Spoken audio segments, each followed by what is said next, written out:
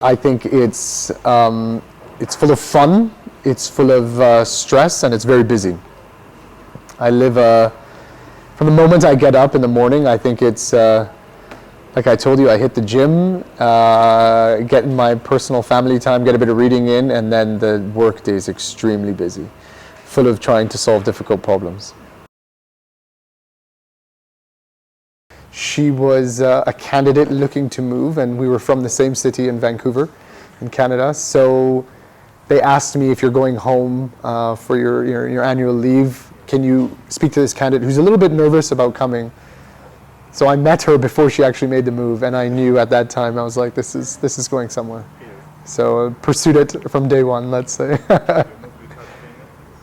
Yes, after we left Afghanistan, we've been together since. So we got engaged when we lived in Tanzania, and then got married just before we moved to Kenya. Yeah, we've had both of our kids in Kenya. I have a 3.5-year-old named Ilahi, and we just had our last born as Yara. So she was born about 4.5 months ago. But it's a wonderful place to have a family, and I'm extremely happy in this country. Oof, I'm not the right person to be asking. I would say it's a good, tough balance, but I think I'm a better father. To have fun. That life at their age doesn't have any stress. They just get through the day with laughter, fun, and activities, and I think sometimes we forget that when we grow up. I love going on bike rides with my eldest daughter. So we have a bit of a challenge. There's a little circuit that we do at Karura Forest. She does it on her bike. If she finishes the whole circuit, then we get some ice lollies at the end. So that's how I spend my Saturday and Sunday. How old is she? She's now 3.5 years old. You know, I've enjoyed cycling, and actually the Mwingu office culture in Nanyuki is a big cycling club. So when I would go out there and meet with the team, I would rent a bike and we'd go on a morning cycle at 6 a.m. So I started to pick it up again. And I guess she's kind of seen that Daddy bought a bike, and so now we're both kind of trying to pick up the activity together. So when I took this role, I knew that the head office was in Nanyuki, and I knew that's where the change would be. But being a husband and a father, I had also a certain personal responsibility in Nairobi, and I didn't want to make any change in their life and lifestyle. So I decided that for the first about 8 to 12 months, I actually commuted every day. And I would go Monday out to Nanyuki at 5 a.m. and then I would come back Wednesday evening. And I did this for close to 1 year because I knew at that time I had to get the business to be in a stable state. Now that we've been able to expand and grow, we've got a bit of flexibility in terms of having multiple offices across the country. Money. Absolutely. Yeah. I think we figured this model out. I think we've understood the economics. We've understood how to scale, how to grow. We are one of the very few startups in Kenya that are profitable, and the amount of impact we can have is enormous. Kenya alone has almost 11 million homes that are unconnected, and so getting funding and access to capital can allow us to unlock a huge amount of potential in this country and then take that outside. Oddly enough, my parents were actually born Kenyan. My dad born in Kisumu, my mom in Nairobi. They left for Canada in the late 70s. They realized what was happening in the geographic region of Uganda and Tanzania in terms of independence, and so they had an opportunity. So they actually sold everything they had and moved to Vancouver. And so they're quite entrepreneurial. They managed to start their own businesses there, but they really went with nothing. So I have seen, I guess, two opposite ends of the spectrum. I've seen coming up with nothing and growing up, and that's why I think I've always wanted to have an impact in my career on the people and the country that I'm living in.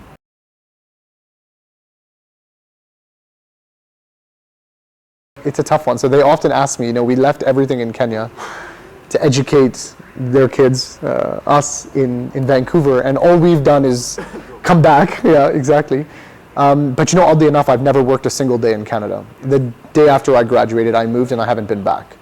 So I go back to visit. I love seeing my sisters and their kids as well. But I don't think I have got the opportunity to, grow a business and have an impact in Canada. I think they're already so advanced and so developed. I think the opportunity you can have in this part of the world is immense. And so it gives me a lot of gratitude every day to be able to have an impact here. I don't think I'm raising them any different. I think I am making sure that they have the right fundamentals in place. I want to give them access to all the opportunities that I had growing up, education, sports, and just make sure that they've got a fun lifestyle at home, and knowing that both their parents love them immensely is the same fundamentals I want to make sure that they have. I'm extremely lucky that I've come from a very close-knit family. We're actually having our reunion, a family reunion in August. There's 16 of us now, 8 adults, 8 kids. And that's the first time I think we're going to have everyone in the same room. So I'm really looking forward to it. And family is a pillar stone in my life. I think having a balanced life. I think I'm taking a keen interest in self-help. I'm spending a lot more time looking after my own health, what I'm eating, going to the gym, reading, balancing in the religious life. So I'm really trying to develop a full scale of balance around me, and I think that's something that I really want to work towards and grow. It's a good question. I'm an extremely early riser, so I wake up at 4. I go to the gym at 5. I try and do my activities when the rest of the house is sleeping, because that's my own time, and it's nice because the rest of the world is also a bit quiet, so your emails are not ringing. I get into the gym, finish my work, I come back home, it's about 6. I get about 30 minutes of reading in, shower, get ready. I get my eldest daughter up at 7. We have breakfast together. I drop her to school, and then it's a full day in the office. In my personal life, I would say I'm extremely lucky to have a very supportive wife that cares a lot and understands what I want to do, and she's actually taught me this intersection of profit and purpose. And then having 2 very healthy girls has been extremely lucky. In terms of my biggest win in Mwingu, I think it's being able to prove that this business model can be successful. And we did that, and our shareholders took a chance with us. In the early days, I'm not a founder of this business, but I came in with a clear understanding of what I think we'd be able to do. And by building that, we were able to raise a significant amount of money almost the same time last year, and that has really taken this company off. So I think that is my biggest win here is having the shareholders take a chance and understand how the economics work, and being able to grow this business has been my biggest win. I think it's the balance of being a person. I think it's the balance of being a husband, a father, and work. I think this is it's probably the most difficult task, is trying to balance all realms.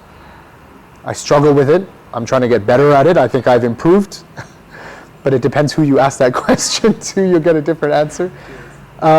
But I think it's trying to be the best in all aspects of those different roles that you have to carry. It's situational. In the business, I use my head. At home, I think I use my heart. Let me answer the inverse. I think money doesn't matter as much when it comes to happiness. I think as long as you've got a healthy family, I think that's the most important thing. What matters most is just making the most of life and understanding and being happy at what you do. There's a lot of people that work, and you speak to them and they're unhappy in what they do, yet they spend more time working than they do anything else in their day.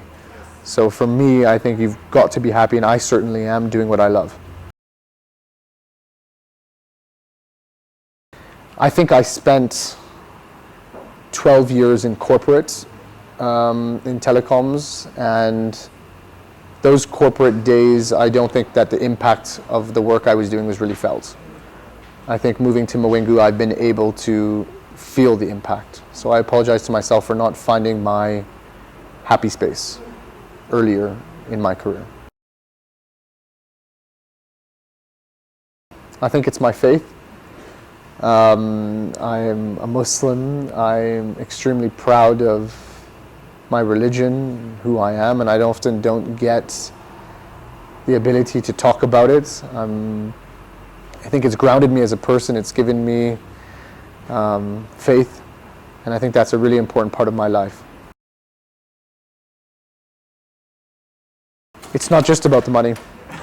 It's about making an impact in people's lives. And if you can find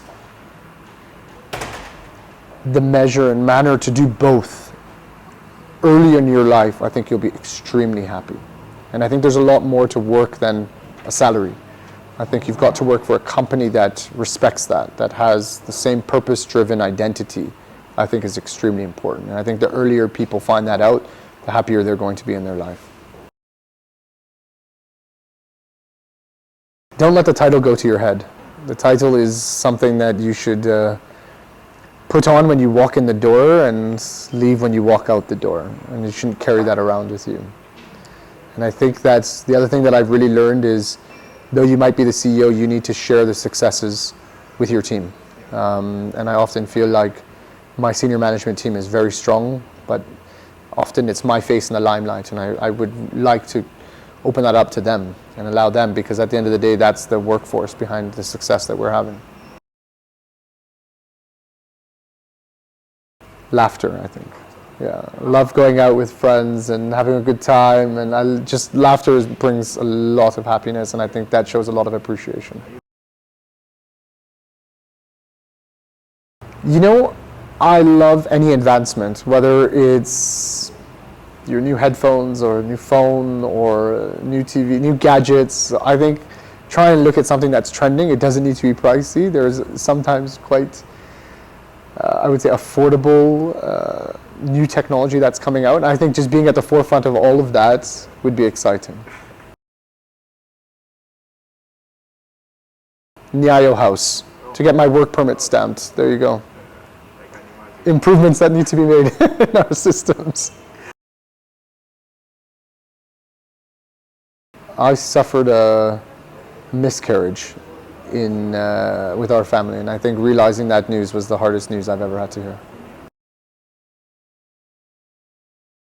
Yeah, I'm really lucky because I think I had a very strong wife that also we made an understanding that this is life. At the end of the day, all life will start and come to an end, some shorter than we anticipate, which is unfortunate, and it takes a while to understand. But what I was able to do is take some time out and really spend time with her and think about what has happened. The good thing is it didn't let us give up, and we had our second born after that. So it gives you that there is still a chance in life. Soundtrack of my life, I'll tell you, you're going to laugh, but I'll tell you why. Shakira's Waka Waka, because I have to listen to that every day when I drop my daughter to school. Oh, that's what she's into right now. Yeah, exactly. I go to a HIIT class every morning at F45, and I'm a HIIT, high intensity training, interval training. And I push myself to be the number one in the class in every class at 5 a.m. And I'm sometimes defeated, but that's something you wouldn't know about me, is that I push myself in all boundaries. I think the chairman of our board, Joachim Westerveld, is someone you should know. I think he's CEO of multiple companies. He sits on boards of multiple companies. He is extremely energetic. He's very supportive. I think he would add a tremendous amount of value, and I wish he could be replicated so that a lot of people have the chance and ability to interact with him.